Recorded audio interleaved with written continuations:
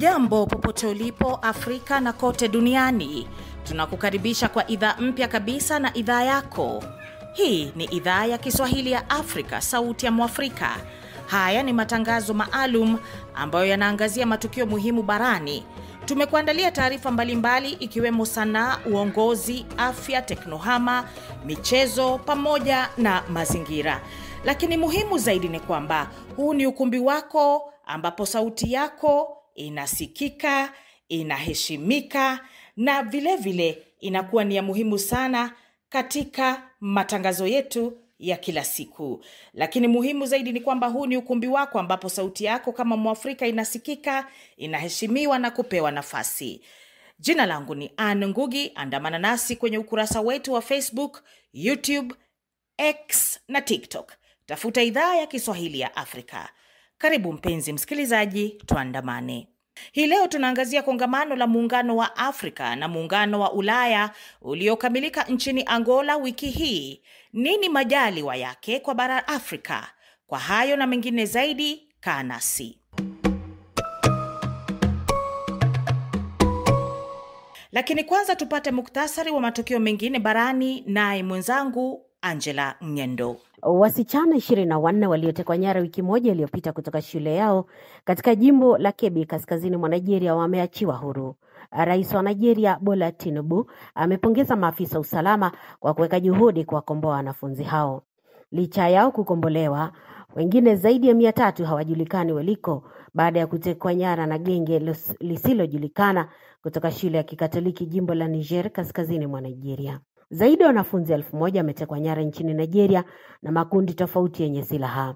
Kongamano kuu la Wakristo Nigeria linasema wanafunzi 250 kutoka shule ya St. Mary hawajulikani waliko. Kiongozi mmoja wa kanisa Katoliki kaskazini mwa Nigeria amekosoa vyombo vya usalama na kusema haviweki maanani juhudi za kuwakomboa wanafunzi hao. Haya yanajiri wakati Rais wa Marekani Donald Trump ameonya kushambulia Nigeria kijeshi kwa tuhuma za nchi hiyo kuwabagua na kulenga raia wa imani ya Kikristo. Tukisalia Nigeria ni kwamba mcheza filamu maarufu nchini humo Odira Nobu amefariki dunia akiwa ziarani Afrika Kusini. Taarifa ya kifo cha nyota huyo filamu za Nollywood zimewaacha mashabiki wake kwa mshangao na majonzi. Odira ameshiriki zaidi ya filamu 60 za Nigeria. Haijabainika kilichosababisha kifo cha nyota huyo wa Nollywood. Nobu alizaliwa katika jimbo la Enugu, kusini mwa Nigeria. Aliingia fani ya filamu punde baada ya kumaliza masomo yake ya sekondari. Katika miaka ya karibuni amekuwa akiweka kanda zake binafsi na matukio pamoja na maudhui mbalimbali kwenye mitandao. Amekuwa na ufuasi mkubwa katika kurasa za Facebook, TikTok na Instagram pamoja na ukurasa wa YouTube. Amefariki dunia akiwa na umri wa miaka 43 na amewaacha wazazi na ndugu wake. Marekani imelalamikia pande hasimu nchini Sudan kwa kupinga pendekezo lake la mchakato wa amani. Mjumbe wa Marekani nchini Sudan, Masoud Boulos, amesema pendekezo la amani lililotolewa na Marekani limepingwa na kundi la RSF sawa na jeshi la Sudan. Wiki jana Rais Donald Trump aliahidi kusaidia kumaliza vita vya zaidi ya miaka 2 nchini Sudan. Juhudi za awali kutoka kwa ufalme wa Imarati, UAE, Saudia, Misri na Marekani kuleta maridhiano kati ya mahasimu wawili ziligonga mwamba. Mkuu wa jeshi la Sudan alitaja pendekezo la Marekani kama linalobagua upande wake na kuwapa nguvu mahasimu wao wa RSF na kusema haliwezi kukubaliwa na pande za serikali. Kwa upande wake kiongozi wa RSF Mohamed Hamdan Dagalo maarufu kama Hemeti amesema wanajeshi wake wako tayari kusitisha mashambulio yoyote. Mjumbe huyo wa Marekani Masoud Boulos ameelezea matumaini yake kwamba pande hasimu zitaridhia muafaka wa amani kwa taifa hilo ambalo lina tisho la kugawanyika zaidi kutokana na vita vya sasa. Makao makuu ya kanisa Katoliki ya Vatican yamewahimiza maaskofu wa kanisa hilo barani Afrika kuwarai waumini wake kutetea na kukumbatia ndoa za mke mmoja. Waraka wa Vatican umetolewa baada ya maaskofu wa Afrika kuwasilisha hoja ya ndoa za wake wengi, wakisema waumini wengi wanaishi katika mfumo wa ndoa zenye wake zaidi ya moja na wakaomba mwongozo. Waraka wa sasa haujalaani ndoa za wake wengi, lakini umesema ndoa ya mke mmoja inalinda hadhi na haki ya mwanamke na kuzuia ubaguzi ndani ya ndoa. Kiongozi wa kitengo cha imani katika kanisa Katoliki, Kardinali Victor Manuel Fernandez, amesema ndoa ya mke mmoja na mume mmoja ni maadili mema katika imani na jamii. Amesema katika nchi za magharibi, baadhi ya wanawake nao wanaishi ndani ya ndoa ya zaidi ya mume mmoja. Ameonya maisha kama haya yanamweka mwanamke katika hatari ya kudhalilishwa kijinsia na hatari ya msongo wa mawazo. Kardinali Fernandez alizoa mjadala mwaka jana baada ya kutoa waraka wa kuridhia baraka kwa wapenzi wa jinsia moja makanisani. Hata hivyo, maaskofu wa majimbo barani Afrika walipinga waraka wake na kuapa kutoutekeleza katika kanisa za Katoliki barani. Shukran sana Angela. Moja kwa moja tunaanza taarifa yetu ya kwanza ambapo viongozi barani Afrika na wenzao kutoka bara Ulaya wamekamilisha kikao cha pamoja na kuafikiana kuhusiana na ushirikiano katika masuala mbalimbali. Hii ni pamoja na kuimarisha biashara baina ya mataifa ya AU na EU, kuinusha mfumo wa sheria za uhamiaji na kuzuia wahamiaji haramu kuingia Ulaya, miongoni mwa masuala mengine. Kongamano la Muungano wa Afrika na Muungano wa Ulaya lilifanyika mjini Luanda, Angola, punde baada ya kukamilika kwa kongamano la dola tajiri yani G20 katika nchi jirani ya Afrika Kusini. Silvanas Karemera amezungumza na mchambuzi wa masuala ya diplomasia na utawala Afrika, Profesa Nyaigoti Chacha, kuhusu majaliwa ya kongamano hili ambayo inalenga mzozo wa sasa upembe wa Afrika. Mimi ninafikiri mikutano mingi kwa muda mrefu, na mikutano hii inazungumzia mambo yanayojirudia. Ni ukweli kwamba nchi za Afrika huwa zinahitaji ushirikiano mkubwa sana na za Ulaya na nchi nyingine za kimataifa. Lakini kila mkutano unapofanyika tunakuwa na maombi yale tu. Kuna mahitaji ya nchi za Afrika kuhusu miundombinu, kuna mahitaji kuhusu uchumi, kuna mahitaji kuhusu mambo ya mageuzi mbalimbali ya hali ya hewa na hali ya anga. Tunaweka makubaliano, lakini ni kama baada ya kuzungumza na kuweka maazimio kuwekwa sahihi, kila nchi inarudi kwao. Wale waliokuwa wamekubali au wakaahidi kwamba watatoa msaada kuchangia kutatua changamoto hizo zinazokabili nchi za Afrika, wanarudi kule kwao, na baadaye tena tunangojea mpaka mwaka mwingine ambapo tutakuwa na duara nyingine ya majadiliano na mazungumzo. Kwa maoni yangu ni kwamba mazungumzo ni mengi na nchi za Afrika zinahitaji kujifunga kibwebwe, zirudi katika msimamo ya waasisi wa nchi hizi wakati tulipigania uhuru kutoka kwa koloni, kina Nkrumah, kina Nyerere na wengineo, waliokuwa wamejua kwamba ni lazima tuwe na mshikamano na ushirikiano mkubwa wenyewe kwa wenyewe hapa Afrika, ndio tutaanza kuheshimiwa na kuweza kuwa na sauti katika shughuli mbalimbali za kimataifa katika huu ulimwengu. Naam, Profesa, kulingana na maoni yako, nimegundua kuna matatizo mawili. Tatizo la kwanza ni hawa wahisani ama labda hawa mabwana wakubwa Ulaya, lakini pia tatizo jingine ni kwa namna gani nchi za Kiafrika, nchi moja baada ya nyingine, zinatekeleza makubaliano kutoka kwenye mikutano hii. Unadhani changamoto kubwa iko wapi? Ipo katika mataifa makubwa na misaada yake, ama labda ipo katika uongozi wa viongozi ndani ya nchi za Kiafrika hasa? Nafikiri shida kubwa iko pande zote mbili. Upande ule wa nchi zilizoendelea Ulaya na Marekani na wengineo, wakati tunapokutana wa Japani sijui watu gani, huwa wanaahidi kwamba watasaidia na watachangia katika utekelezaji wa maazimio ambayo huwa yamefikiwa katika mazungumzo na majadiliano. Lakini kutekeleza ahadi hizo imeshakuwa ni changamoto kubwa sana, ni kizungumkuti. Na kwa hivyo kile ambacho Waafrika wanaondoka katika mikutano hii wakitarajia kwamba watakipata kinakuwa hakiji, na hata wakati kitafika kinakuwa kimecheleweshwa. Kwa hivyo ule muda wa utekelezaji unakuwa umeshapita na watu wamezidi kupata madhira yale ambayo walikuwa nayo kabla ya hiyo mikutano. Lakini pia kwa upande wetu sisi wa Afrika, nchi za Afrika zina rasilimali nyingi sana. nchi za Afrika mwanzo kabisa zina rasilimali watu. Katika dunia nzima saa hizi bara la Afrika ndilo lina watu vijana mabarobaro wenye nguvu nyingi sana ambazo tunahitaji tafuta na kutatua namna ambavyo tunaweza kuzitumia katika kuendeleza bara letu, kwa sababu wasomi wapo, watu ambao wamemaliza vyuo vya anuali, vyuo vingine vya elimu ya kati na vyuo vya degree na kwingineko. Tunahitaji kuketi chini wa Afrika tujiulize ni kwa nini mpaka sasa hatujaendelea. Miaka 60 baada ya kupigania uhuru, tuna madini. Kwa mfano nchi kama DRC Congo ina kila aina ya madini katika huu ulimwengu. Mungu aliumba kila kitu huko Afrika.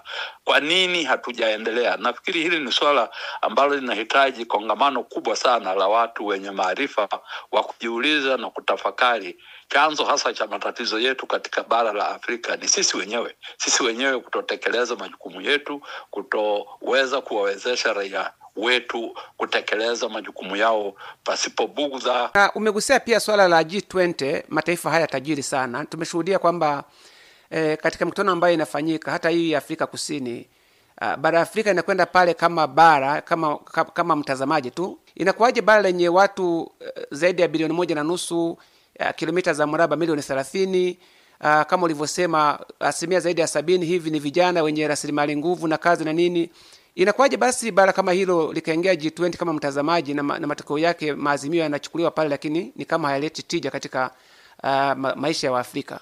Waafrika wanaweza kuwa wanashiriki katika makongamano na mikutano mbalimbali kama ya makundi ya kina G20 na wengineo, lakini pale wanaenda kama wageni. Ninafikiri Africa Union Commission, umoja wa nchi za Afrika, Jumuiya ya Afrika Mashariki, Jumuiya ya nchi za Afrika Magharibi, SADC na nyinginezo, tulisema katika jumuiya hizi ambazo ni za kikanda katika bara la Afrika tuweze kuziimarisha kabisa.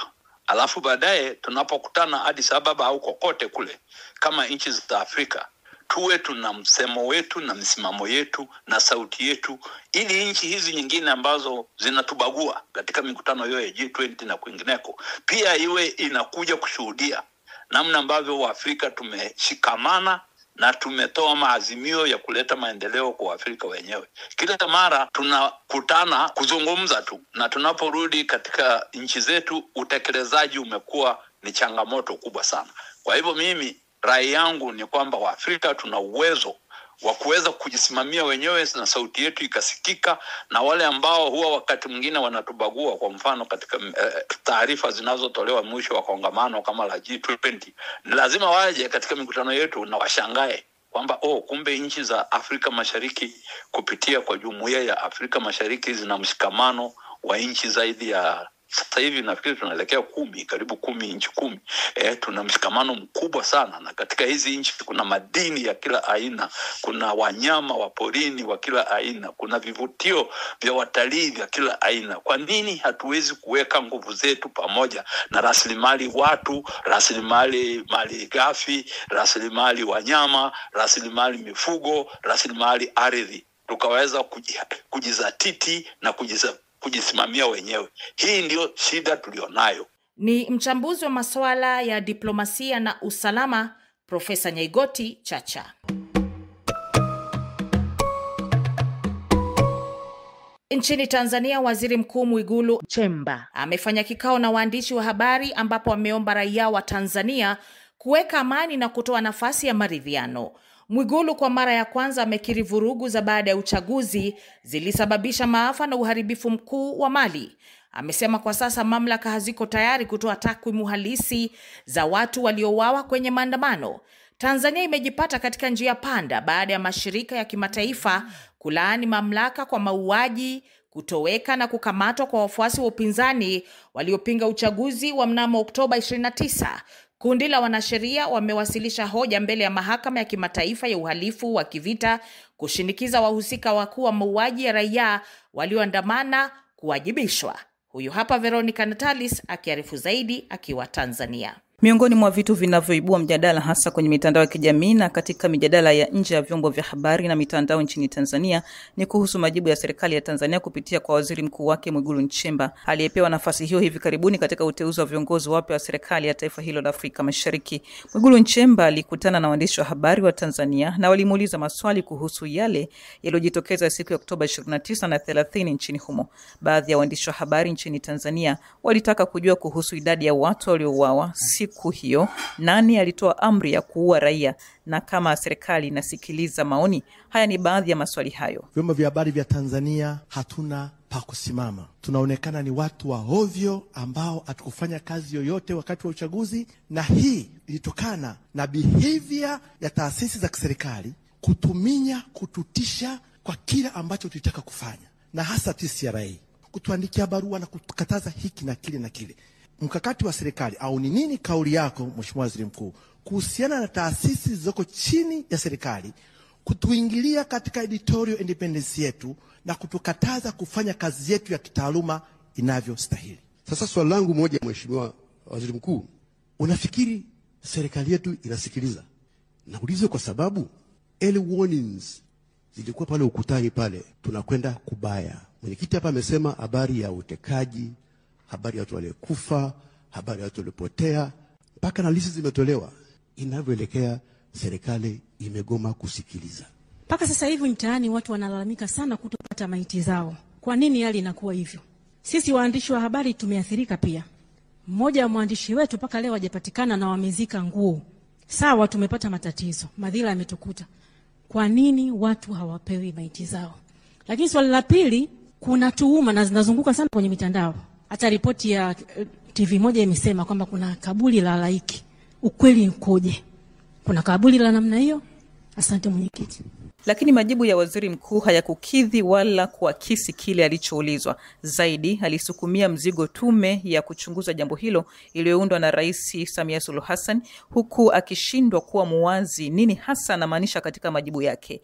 Ama kuhusu idadi ya watu waliokufa, waziri mkuu huyo alisema kwamba hawezi kutaja idadi ya watu waliokufa kwa kigezo kwamba watu sio vitu, na kutaja ni kama kusherekea vifo vyao. Wengine hata wandani wanaingia kwenye kusema hivyo. Wanasema maandamano.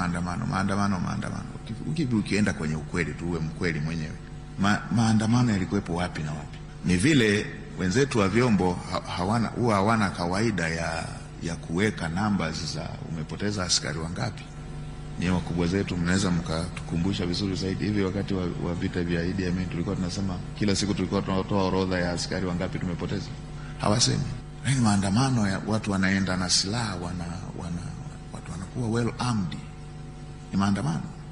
Tanzania bado inaomboleza kwa mauaji yaliyotokea kipindi cha uchaguzi mkuu mwezi Oktoba. Bado familia nyingi zinatafuta watu wao, na kuna familia ambazo zinafanya misiba bila kuwa na miili, na kuna watu ambao bado wanashikiliwa na kesi za uhaini. Veronica Natalis, Idhaa ya Kiswahili, Sauti Afrika, Dar es Salaam. Msikilizaji, ikiwa unajiunga nasi, hii ni Idhaa ya Kiswahili ya Afrika, Sauti ya Mwafrika. Kumbuka kwamba huu ni ukumbi wako, ni ukumbi mpya kabisa kujadili na kubadilishana masuala na taarifa muhimu kuhusu bara hili. Jiunge nasi kwenye Facebook, YouTube, TikTok na X. Tafuta Idhaa ya Kiswahili ya Afrika na kuwa huru kabisa kuchangia kwenye makala haya. Jina langu mimi ni Anne Ngugi. Leo tunaangalia kikao cha Afrika na Ulaya. Je, kinaleta tija yoyote kwa Waafrika?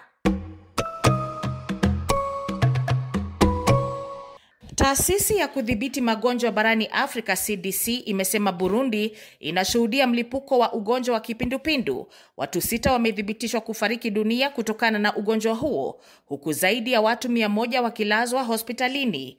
Jiji la kibiashara Bujumbura na eneo la magharibi mwa nchi hiyo ndiyo kumeathirika zaidi kutokana na maradhi hayo ya kipindupindu. Mamlaka nchini humo zimechukua hatua za dharura za kukabiliana na janga hilo, ikiwa ni pamoja na kutoa huduma ya maji kwenye mabomba ya umma bila malipo. Kutoka Bujumbura, Ramadhan Kibuga anaarifu zaidi. Hapa ni katika hospitali Prince Jean Charles, moja mwa vituo vinavyowapokea wagonjwa wa kipindupindu hapa mjini Bujumbura. Zaidi ya wagonjwa 30 wamelazwa hapa. Eneo lao limewekwa karantini mbali kabisa na vyumba vingine vya wagonjwa chini ya uangalizi mkali. Mama huyu anauguza kwa mbali mwanaye. Niko hapa hospitali Prince Richard na zaidi ya siku 5 na muuguza mwanangu. Anaumwa kipindupindu, alikamatwa na kuhara na kutapika vibaya sana. Waganga kwa kweli wamejitahidi kumpa maji, wamempiga serumu nyingi. Hivyo wananiambia kama mtoto afadhali anaendelea vizuri. Vile vile niko mbali naye, ili ugonjwa ni hatari. Waganga hawakubali kuwa karibu na mgonjwa. Niko mbali kabisa na mgonjwa. Mimi nakwambia karibu jirani zangu wote walikamatwa na huyu ugonjwa. Kamtake tukote kalikamatwa na huyu ugonjwa. Lakini wamejitahidi, wametibiwa na hivi afadhali wanaendelea vizuri. Kwa kweli tuko tunaomba tupewe maji mazuri, tupewe maji safi ili tujikinge na huyu ugonjwa. Inaonekana huyu ugonjwa unaletwa na maji machafu. Maana tunatumia maji machafu, mtaani hatuna maji. Maji kabisa ni shida kwetu. Hamna taarifa rasmi kutoka hospitali. Ukiuliza unaambiwa maelezo zaidi utayapata kutoka Wizara ya Afya. Lakini Wizara ya Afya wanayakini ukubwa wa janga hili. Mkurugenzi wa magonjwa wa mlipuko Dr. Eliane Nhengurutse amesema zaidi ya kesi 2000 za maambukizi ya kipindupindu zimeshuhudiwa hapa nchini, na eneo liloathirika zaidi ni mji mkuu Bujumbura na mwambao wa ziwa Tanganyika pamoja na maeneo ya mpakani na Jamhuri ya Kidemokrasia ya Kongo. Aidha, Dr. Nhengurutse amekiri kuwa tangu mwezi Oktoba watu 6 wamefariki kutokana na ugonjwa wa kipindupindu. On avait enregistré jusqu'à 102 cas, 6 cas de décès. Watu zaidi ya 102 wamezuiliwa hospitali kutokana na kipindupindu, ikiwemo watu 6 ambao wamefariki. Sehemu kubwa ya wagonjwa wanatokea wilaya za Nahangwa na Chibitoke mkoani Bujumbura. Sababu kubwa ya mlipuko wa ugonjwa wa kipindupindu kwa mujibu wa wataalamu ni uhaba wa maji safi katika maeneo mengi ya Bujumbura, hasa baada ya nishati ya umeme kukosekana kwa zaidi ya miezi 2 na hivyo kuwa na shida kubwa ya kusukuma maji kwenye makazi ya watu. Mkazi huyu anakiri kwamba uhaba wa maji ni changamoto kubwa. Wadau wa afya pia wanasema itakuwa shida kukabiliana na kipindupindu kama mazingira ya afya sio mazuri. Nimezungumza na Daktari Masumbuko Zuberi kutoka hospitali ya Kira hapa mjini Bujumbura.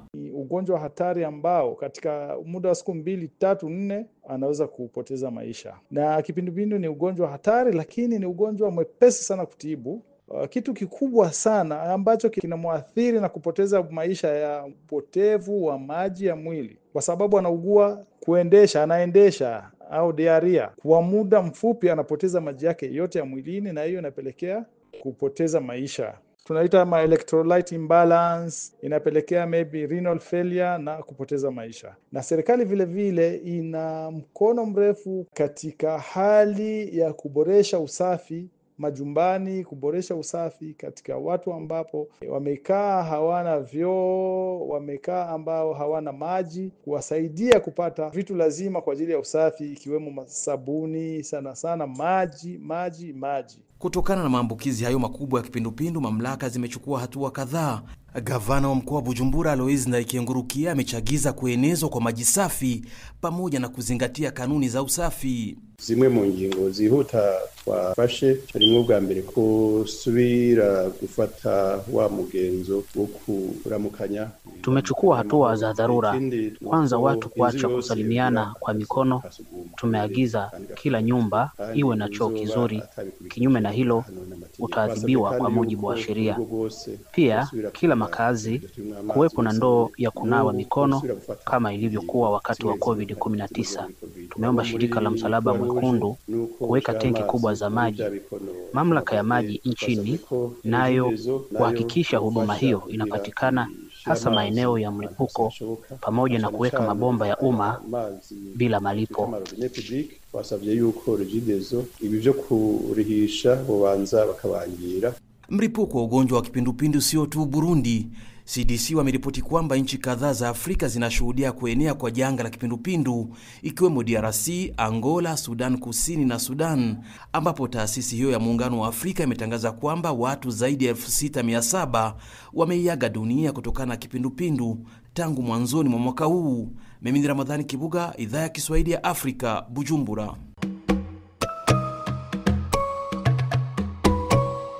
Kuna kasi mpya ya kibiashara inayolenga Afrika. Wiki hii pekee Afrika imeshiriki makongamano makubwa mawili. Na makongamano hayo ni ya kimataifa. Hii ni pamoja na kikao cha G20 na kongamano la AU na EU lililoshirikisha viongozi wa Afrika na Ulaya. Mikutano yote ililenga uhusiano wa kibiashara. Sio mara ya kwanza Afrika inashiriki kongamano la kibiashara. Kuna kongamano la India na Afrika, Urusi na Afrika, Japan na Afrika, Uingereza. Vile na Afrika, pamoja na kikao kikubwa zaidi huwa pale mjini Beijing. Kongamano la China na Afrika ambalo huishia mikataba ya mikopo. Wadadisi wengi wanahoji endapo mikutano hii hurudhia maslahi ya raia wa Kiafrika au ni utalii wa viongozi wakitafuta nafasi za kibiashara binafsi. Tupate tahariri ya leo na Kennedy Wandera. Kila mwaka mataifa makubwa huandaa makongamano ya Afrika yakiwa yamepakwa lugha ya ushirikiano, maendeleo na uwekezaji, kutoka AU, EU, Rwanda, wanachama wa AU katika G20 hadi mikutano ya Uchina, Urusi, Ufaransa, Uingereza, India, Japan na sasa Marekani. Hata hivyo, taswira ya jumla inaonyesha kuwa huku viongozi wakizungumza kwa majukwaa makubwa, Mwafrika wa kawaida bado hajaguswa na matokeo yanayoahidiwa. Maneno yanakuwa mengi matamu kuliko fursa, na ushirikiano unaoelezwa mara nyingi hauakisi hali halisi inayowakumba raia wa bara hili. AU, EU Summit na UK Africa Summit kwa muda mrefu zimebaki kuwa majukwaa ya maneno mazuri, lakini yasiyobadilisha ukweli kwamba Afrika hukumbana na vikwazo vikali vya visa na ubaguzi wa mfumo. Ulaya hutaka ushirika katika uhamiaji, nishati na usalama, lakini haitaki kuifanya Afrika kuwa mshirika anayeaminika katika safari, biashara au haki za binadamu. Hali hii inafanana na Ufaransa ambako vizazi vya Afrika bado vinahangaika katika mifumo kandamizi inayokumbusha enzi za ukoloni. India Africa Summit na Japan Africa Summit zimekuwa zikitangaza ushirika wa maendeleo, lakini changamoto za ubaguzi dhidi ya Afrika, India, pamoja na ukosefu wa programu za ajira na uhamisho wa teknolojia kutoka Japan zinaibua swali kuhusu dhana ya usawa katika mahusiano hayo. China, ingawa inaongozwa kwa mikopo na miradi mikubwa ya miundombinu, bado inakabiliwa na lawama za ubaguzi dhidi ya Afrika na mitego ya mikopo yenye masharti yanayoweza kuathiri uthabiti wa kiuchumi kwa nchi nyingi za Afrika. Russia Africa Summit mara nyingi imejikita katika usalama na biashara ya silaha, huku ripoti za Afrika kusajiliwa kimya kupigana kwenye vita vya Urusi Ukraine zikitia doa dhana ya ushirikiano. Kwa upande mwingine, US Africa Summit huja na ahadi za uwekezaji, mageuzi ya kibiashara na uimarishaji wa demokrasia, lakini Marekani pia ina historia kuangazia zaidi maslahi yake ya kimkakati, kuzuia ushawishi wa China, kupanua soko lake na kudhibiti masuala ya usalama kuliko kuwekeza moja kwa moja katika maisha ya uwezo wa vijana wa Afrika. Katika mkusanyiko huu wa makongamano ambayo viongozi wengi wa Afrika huenda, kilicho wazi ni kwamba Afrika mara nyingi hutumika kama jukwaa la mashindano ya nguvu za dunia na si mshirika mwenye ushawishi wa kweli. Wakati fedha nyingi za Afrika zinaelekea kutafuta visa kusafiri, ajira hazitengenezwi, teknolojia haisambazwi na utu wa Mwafrika haupo kipaumbele, inakuwa vigumu kuamini kwa mageuzi yanayodaiwa katika majukwaa haya yana nia dhati. Kwa hali ilivyo, summits hizi zinabaki kwa majina makubwa yasiyo na uzito, na swali linalobaki ni moja: kama matokeo hayatamgusa Mwafrika wa kawaida, basi hizi summits zinamtumikia nani? Viongozi au marais wa Afrika? Kwa mtazamo wa nje zinaonekana kama majukwaa ya maono ya usawa, urafiki na mustakabali wa pamoja, lakini kwa mtazamo wa Afrika wa kawaida, visa vinaendelea kwa mtego wa kusafiri. Ubaguzi dhidi ya Afrika bado unaongezeka duniani. Teknolojia haitoki kwenda Afrika kama inavyotangazwa. Ajira na uhamisho wa ujuzi ni maneno mazuri yasiyo na mifano ya kutosha. Wakati mwingine vijana wetu wanatumika kama makaa ya moto migogoro ya kimataifa. Ikiwa maslahi ya raia wa nchi husika ndio yanatangulizwa, Afrika inabaki kwa meza ya kuwekeza mikakati ya mataifa mengine, si mshirika wa kweli. Afrika inahitaji majukwaa, sio maigizo. Summits hazina ubaya, lakini hazina faida ikiwa hazibadilishi maisha ya Mwafrika wa kawaida. Afrika lazima iandae na kuingia kwenye majukwaa haya kwa sauti moja, msimamo mmoja na masharti yake, wala si muombaji, bali kama mshirika mwenye thamani halisi. Kwa sasa swali linabaki kwa kali: je, hizi summits zinakuja kwa faida ya Afrika au ndio inalisha ajenda za wengine, hasa marais wa Afrika. Shukran sana Kennedy Wandera na tahariri ya leo. Tuendelee kujifunza Kiswahili kupitia misamiati yetu. Neno la siku hii leo tunaangazia neno mnara. Mnara unamaanisha jengo refu lililojengwa ili kutumiwa kama sehemu ya kuangalia, kuonyesha mwangaza, kama mnara wa taa au kama ukumbusho. Matumizi katika sentensi. Hii hapa ni mifano ya jinsi neno mnara linavyoweza kutumika katika sentensi. Mnara wa taa uliongoza meli kuepuka miamba hatari. Watalii wengi huupanda mnara huo mrefu ili kutizama mji wote kutoka juu. Tulitembelea mnara wa Eiffel wakati wa safari yetu Ufaransa. Na jengo la kanisa lina mnara maridadi wenye kengele kubwa. Na basi bila shaka hilo limekuwa ni neno la siku na tumeangazia neno mnara. Je, karibu na kwako msikilizaji, kuna mnara? Haya basi, tafuta jinsi ambavyo utaendelea kutumia neno la siku hilo ambalo tumelitumia leo hii, na ni mnara.